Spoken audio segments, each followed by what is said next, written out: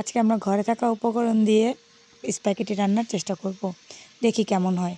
অনেক সময় বাচ্চারা খেতে চায়, কিন্তু আমরা মশলা থাকে না বলে তাই রান্নাও করি না আর খাওয়াও হয় না।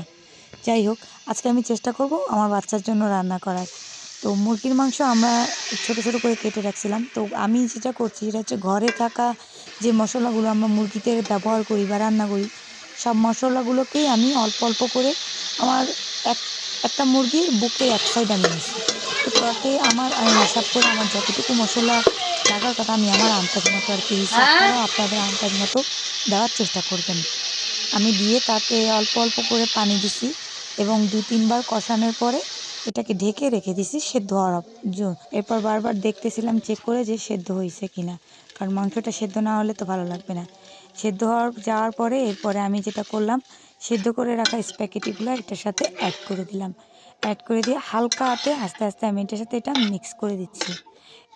এটার সাথে অল্প অল্পে মিক্স না করলে ভালোভাবে, যত মিক্স ভালো হবে মশলা তত মাখবে একটার সাথে একটা, আরও ভালো হবে। আর দিয়ে দিলাম কিছু সামান্য মোজরেলা চিজ, যাতে বাচ্চাদেরকে একটু চিজ চিজ টাইপের দিলে বাচ্চারা খুব পছন্দ করে।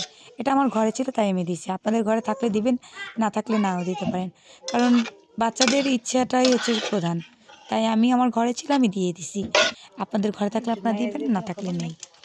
এখন যেটা করবেন, এটা খাওয়ার পালা। দেখি খাওয়ার আগে তো দেখতেছি বেশ ভালোই ঘ্রাণ আসতেছে এবং কালারটাও বেশ অনেকটা সুন্দরই লাগতেছে। আমি জানি না আপনাদের কাছে কেমন লাগতেছে, তো আমার কাছে ভালো লাগতেছে। এখন দেখি টেস্ট করে কেমন হয়েছে, তারপরে দেখা যাক।